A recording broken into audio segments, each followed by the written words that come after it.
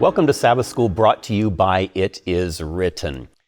We are excited this week to continue our study of the book of Genesis, and this week we are on lesson number 4, which is about the flood. We've come a long way. We've looked at the perfect creation, we've looked at the fall, and now things go very far south. We're excited this week to have a special guest with us, Dr. Alan Parker. He is a professor at the School of Religion at Southern Adventist University. Alan, it's great to have you with us today. I'm glad to be here. Looking forward to our study of God's Word. So, the flood. Things got bad, and now they're getting really, really bad. And this week we go through the flood. It's several chapters in the Bible, chapter 6, chapter 7, chapter 8. And we're looking at an event in the history of the world that really changed things dramatically. But the flood, some people say, well, it didn't happen at all. Others say, well, it was a local flood. Others say it was a worldwide flood. There's a gamut of ideas out there about the flood. What kind of flood does the Bible picture having taken place? Well, the Bible is very clear that it affects everyone. It is worldwide. And we know that because it uses the words all, every, or under heaven over 60 times. So you have these multiple references that every creature is destroyed. Not only that, it says that it was 15 cubits above the highest mountain. And so we have extensive evidence from the Bible that this is not just a local event. This is a worldwide event. And so I would say just from the Bible alone, we would have to conclude this is a universal flood. But we also have good evidence from geology. So for instance, there are marine fossils on top of mountains. So how do you get marine animals from the bottom of the sea to the top of the mountain unless you've got some kind of worldwide flood? And then on top of that, we've got these strata, the layers of the earth that stretch all the way across the United States. So layers are laid down when you have sand or mud that's rapidly deposited. So how do you get the same sand, the same layer across all of the United States? And the same thing, the White Cliffs of Dover, you've got those white limestone. You find that in the Middle East, you find it in the Midwest, you find it in Australia. How do you get the same kind of rock everywhere across the world without a worldwide flood? So I think the evidence is pretty strong for that. It's incredibly strong. And it seems like the more evidence is unearthed, pardon the pun, but the more evidence is unearthed, the more we find that it does corroborate that idea. Yeah, very much so. Now, of course, when geologists look at this, they have a different time frame. But I think the evidence for the flood is remarkable. And one of the most remarkable evidences for me is that these strata, these layers, have no signs of erosion. So if they were laid down over millions of years, you'd have where a gully went through it of a river, you'd have where a tree grew there, but there's none of that. They're completely flat, which means that they were deposited rapidly, one after the next. Which is pretty powerful. Which is what a flood predicts. Exactly. So we're talking about a flood that covered the entire earth.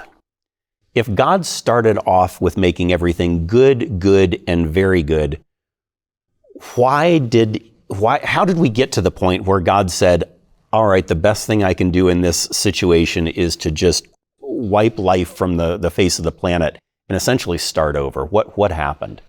I think that's a tough one when we look at it. How would you move from this perfect good creation to a situation where in Genesis 6 verse 5, it says that there was great wickedness and there was evil continually. And this word for evil, ra, in the Hebrew is a very negative sound. It's like ra, it's evil, And here is this evil that's affected everything. It says every thought of their hearts was evil. And I just have to look at some of the horrifying images that we've had coming out of Ukraine. And when you see the evil that's been done, imagine if every person was like that. Imagine if there was no moral outrage. And so God reaches a point where he regrets. And that word regret really means he looks at it and he contemplates it and he wishes it was not like this.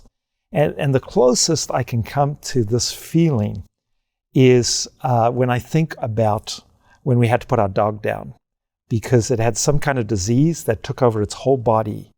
And we took it to the vet. And if you've had a pet like this, you know what I'm talking about. You're crying. My son is bawling his eyes out. and we're having to say goodbye to our animal because there's no way we can save it. That's the picture we have in here. It says it grieved God to his heart. And I don't see this as a mad, raging God. I see this as the end of the road. I can't do anything to save what's happened here. And we look at the results of it, and we see in the strata that you mentioned how many millions of creatures came to an end. Their lives came to an end. And yet, he didn't wipe off all life from the planet because you have Noah, and you have Noah's family. So what was it that made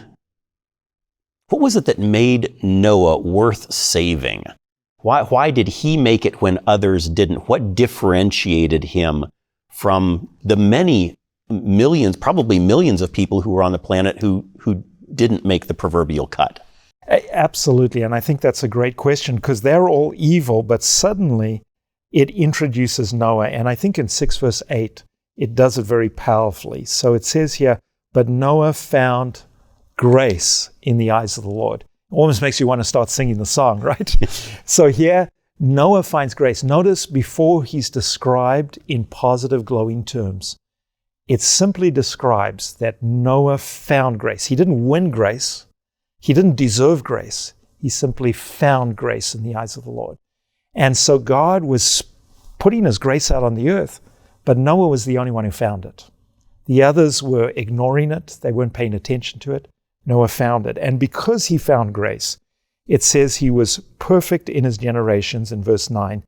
And it says, and Noah walked with God. So I think this is the fundamental distinction between Noah and the people who are around him. Noah walked with God. He responded to that grace. We have a pathway before us. There's a pathway where we can do our own thing and walk our own way. And then there's a path where we walk with Jesus. And at any moment in life, you're making those decisions. Am I going to do what I want to do, or am I going to do what Jesus has asked me to do? I was late for church one day with my wife, and I was a little agitated. And so she finally gets in the car, and I take off because I want to make sure we're on time. But she can see I'm angry, and she can see I'm frustrated, and she can see that I'm going way over the speed limit. So she says, can we please just slow down? And I did what any red-blooded male would do. I slowed down to 10 miles an hour because I was going to show her that I can go slow. You want me to go slow? I'll go slow. And then she asked me, she says, so are you being like Jesus right now? I was like, no. And then I realized what I was doing. I was acting in my own flesh, in my own way. And I think every day we have an opportunity to decide, do we walk with God like Noah, or do we simply do what we want to do on our own? So Noah made a decision to walk with God. We looked recently at Enoch. Enoch also walked with God. Of course, Christ walked with his Father. So we've got some pretty powerful examples of people in the past who have walked with God by his grace. It's only by his grace that we can do that. We're responding to that grace. That's right. You know, it says here that Noah prepared an ark. In verse 14 of chapter 6, he's told, make yourself an ark of gopher wood, make rooms in the ark, cover it inside and outside with pitch. And so God goes into great detail on how to make this ark. What is the significance of this ark that we read about in the flood story of Genesis? Other than a great story that we've heard for many years, and we've seen some cute little children's drawings of the little giraffe sticks its head out the top. Yes, that's right, sticking out the top. And there's Noah who's got this nice little beard, and he's standing there and he's doing all this stuff. How is that applicable to us today in real world terms? What does this story tell us? Yeah, I think that this word ark is important because it's the same word that is used for what Moses floated in. You know, that little basket? So here you've got this big ark and you've got a little basket, and both are doing the same thing. The big ark is really big. It is over 500 feet long. It is more than 50 feet high. 500 feet long is 1.5 lengths of a football field. It's 3 space shuttles laid, tail to end, all down together. So it's big. In fact, it's as big as a wooden ship can go. So God knew perfectly what was the maximum space that he could fit. He went to maximum space that he could fit in as many animals and people as possible. So there's a big ark saving people, saving animals. And there's a little ark saving baby Moses. So what this means is that God is preparing a place to save people. And he's preparing for people to come into it in order so that when the world is raging, when there's destruction, they can be safe, whether it's big or whether it's small. And for me, that ark represents the church. The church is a place that God has prepared. He designed it just like he designed that ancient ark. And whether you're in a big church or a small church, it's a refuge against all of the destruction taking place. And I know after COVID, some people are like, I don't feel like going to church. I want to stay here at home and just watch it on TV. Maybe some of you are watching on TV right now, and you're sensing this is a safe place, but you need community. And whether you go to a big church or a small church, being part of that community is going to save you. And I've watched as people have stopped coming to church, and I've seen as their faith begins to go down. We need to be with others, and we need to stay in the ark. So I think the ark is really representative of a place where God's grace is poured out. So do not forsake the assembling of yourselves together as the manner of some is. You have no doubt come across that scripture as well as we. And God knows that we need that community. He knows that we need that safety. And he makes it available to us. So we just have to decide whether we want to take him up on that. Have you ever lived with a lot of animals? I have 4 in my house, and I know what the 4 of them are capable of doing, hair and smells and the things they produce. So imagine a whole ark full of this. Sometimes the church stinks, but that doesn't mean it's not the best place to be. And we do our best to clean it up, to make it the best it can be. But you put that many people together with all of their problems, the church can stink. Hang in there, because this is where God wants you to be. That's right. I'm sure the ark from time to time became aromatic, but and those inside the ark could have left. But I expect they're probably glad they didn't. It was worth sticking it out. And it's the same way with us today. Even if you're facing some challenges and there are some imperfect people in church, I'll just let you know, churches are not full of perfect people. Churches are full of sinners who are in need of the grace of Christ. And if you're there, it's a good place to stay. And try to make it a better place by your participation. We are looking at the flood today, and we are digging into the book of Genesis, which you're well aware by now. I want to encourage you to pick up the companion book to our quarters study guide on the book of Genesis. It is also called Genesis by Jacques Ducan. That's itiswritten.shop. Pick that up, and we are certain that it will be a blessing to you. It will add more to your study of the book of Genesis. If you're reading the study guide for the quarter, you're watching these programs, and you are reading the companion book, you will be blessed as you study the book of Genesis. We're going to be back in just a moment as we continue our study of the flood in lesson number 4.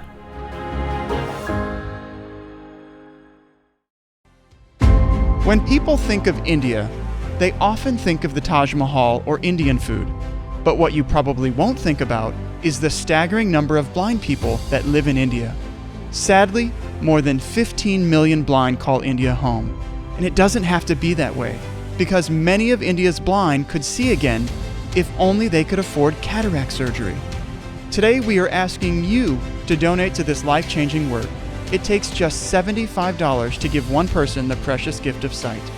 To donate, please visit our special website, itiswritten.com/Eyes for India, or call us. Our number is 1-844-974-8836. That's 1-844-974-8836. For only $75, you can open the eyes of the blind. Call today, 1-844-974-8836.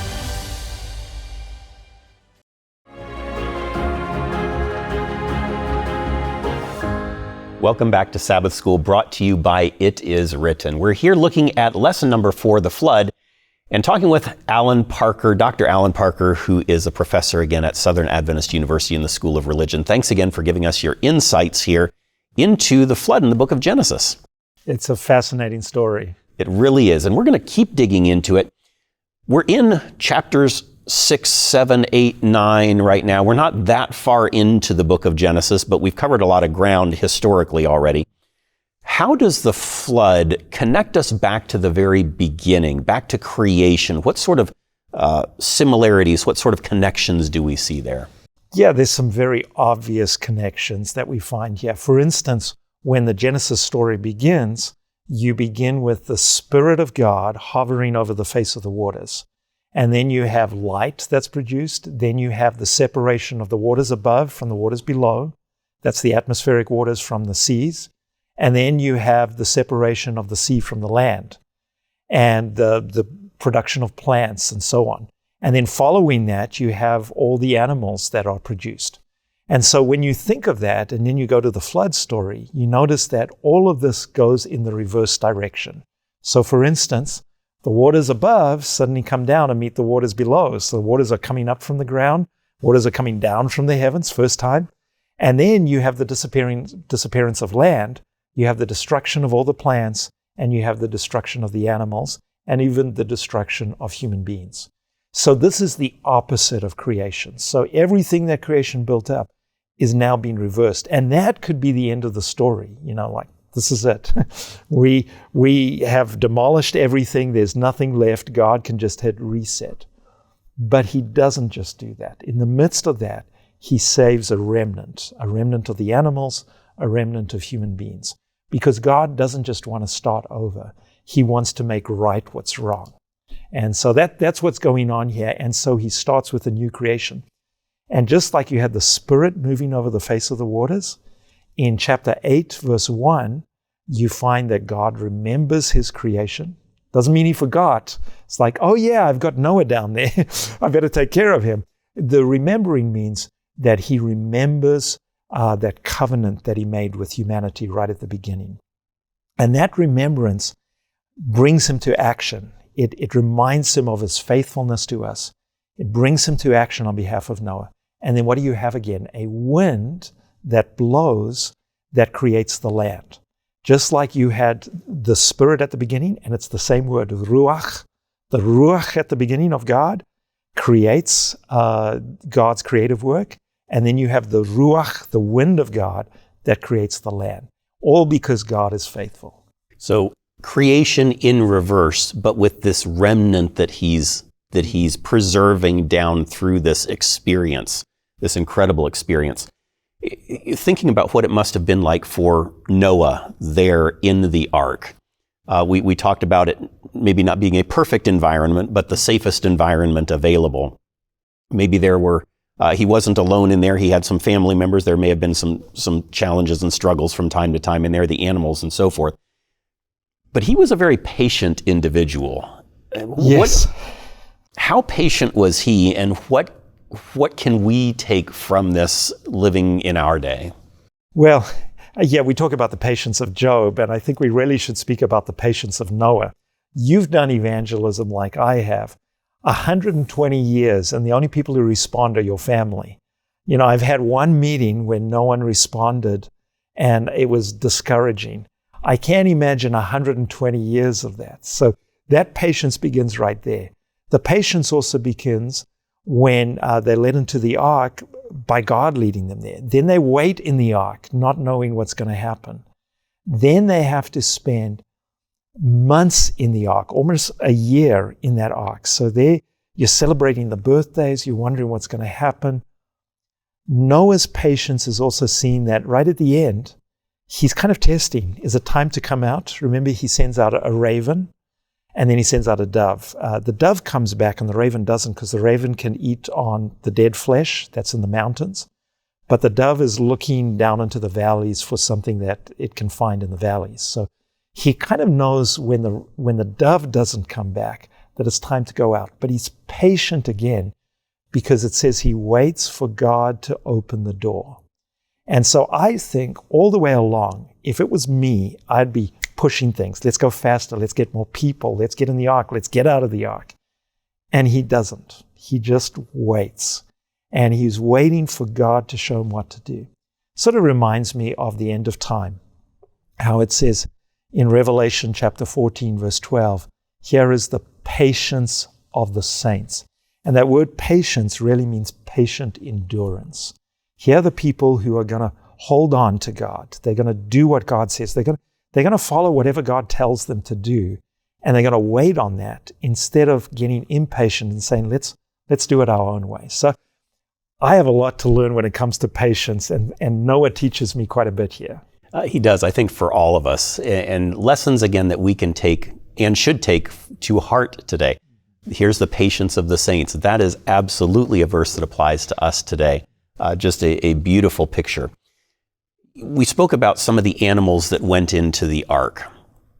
They went in, I often ask when I'm, as you mentioned, doing evangelism, I ask the crowd, when the animals went into the ark, what numbers did they go in by? And every time they went in by twos, which is partially correct because they went in by twos, and it says also sevens as well. But what about the clean and the unclean animals? What significance is there to that when the ark came to rest and Noah and the animals came out? There were sacrifices. What's the significance here? Yes, so the first thing that happens when they get out of the ark, they worship God and they sacrifice animals. Now, if you were sacrificing an animal and there were only two of them, then they can't continue to procreate.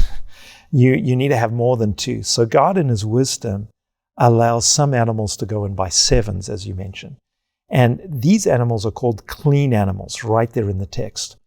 This shows us that from the beginning, God distinguished between clean and unclean animals. That when God allowed the eating of flesh, he said, I'm going to allow you to only eat certain kinds of animals, rather than just any animal you choose. And so right here in Genesis, we see this distinction way before the people of Israel and way before Leviticus 11. This is a distinction that God creates. And he also allows for sacrifices because the sacrifice had two purposes. One, it was to worship God, but some of that sacrifice was also used for the priests and would be a way for maintaining the ministry of the priests. And so he's very clear. You can eat these, but you can't eat these. So clean and unclean long before Jews, long Right. before Leviticus 11, long before that. God knows what we need to be healthy and, well, what it takes to be unhealthy as well. But when we're taking a look at the story of Noah and the flood, there's one element, I think, that so frequently we connect with this story, and appropriately so, and that is a rainbow. What does the rainbow signify, and what message of hope, hopefully, can we take away from the story of the flood? Everything has been wiped out with the exception of a small group of survivors. But everything else that the world was familiar with is wiped out. And then God gives us this rainbow that you and I can still see on a sunny day when the sun is shining just right on the rain. It's still around today. What does the rainbow speak to us today? Yeah, it's a little different from the way the rainbow is sometimes used today. And the point of this rainbow is exactly this. After the storm, when God's light shines through, you see the rainbow. And the rainbow is a reminder of God's promise. Remember in Genesis 8 verse 1, it says God remembered Noah. And this remembered means he is reminded of his covenant of faithfulness. I mentioned earlier that it doesn't mean that God forgot Noah, like, oh, look, there he is. It's more like the kind of remembrance that happens, for instance, when I am let's say I'm in front of my computer and something pops up with a woman with not many clothes on. I'm going to close that down immediately because I remember my wife. It doesn't mean I forgot her. It means that I'm reminded of my faithfulness. My faithfulness moves me to action. So in the same way, as God remembers Noah, his faithfulness moves him to action. Like, I'm going to put this promise that here's my covenant. I will save you. I will always save you. Some of us are going through storms, and we think God has forgotten us. And yet here comes this reminder, this promise. I will save you. I'm faithful to my covenant. I know who you are. You're engraved on the palms of my hands. And there's not a single situation that you're going through that I don't know about. And here's my rainbow as a sign that I'm with you always. So I think that's the initial meaning of it. It's something that we can be reminded of His faithfulness and His love and His care. We've looked this week at the story of the flood, a disaster, and yet at the same time a story full of hope. Any final thoughts in the minute or so that we have left here on what the flood is all about? What can we grab a hold of? What can we cling to when we're going through, well, as you mentioned, the storms of life and the challenges of life? What hope does God give us in the story of the flood? So the flood, Jesus said, as it was in the days of Noah, so it will be in the days of the coming of the Son of Man. And He said, during the days of Noah, they ate, they drank, they married, they gave in marriage. Nothing wrong with any of those things. But when you do them to the neglect of God, you're in trouble, you're in danger. So this story is a reminder that at the end of time, our world is going to be headed in the same direction. We're going to forget God. There's going to be those who walk with God and those who just do whatever they want to do on their own. Someone called it moral therapeutic deism. I'll basically live a good life. Spirituality will be therapeutic to me, healing, and I'll live without reference to God. He won't have any immediate connection with my world. And that's where people are headed now. And this story is an appeal, like, wake up, get ready. I just came back from Ukraine. I have a Ukrainian daughter, and I went there to see what help we could give. And I noticed, person after person, they said, man, we weren't expecting this war. They had told us about it, but we weren't expecting it. And for him to actually invade, and we had to leave our families at the last minute and leave our homes, it took them by surprise. That's the message of Jesus. When we look at the flood, yes, God is faithful, but a time is coming when we have to choose, and it could take us unawares. Don't be caught napping when that flood comes. Put yourself in Jesus now. Walk with Jesus now so that you can be safe in that ark when the destruction comes. That's a powerful message for all of us to remember. The time is really short as you look at what's happening in the world today and what Jesus told us would happen. Not much time left. The door of the ark is soon to close, but by God's grace, you and I and others can be ready for that day when Jesus comes. Thanks for joining us today for Sabbath School. We'll be back again next week as we continue our journey through the book of Genesis. God bless you, and we'll see you then.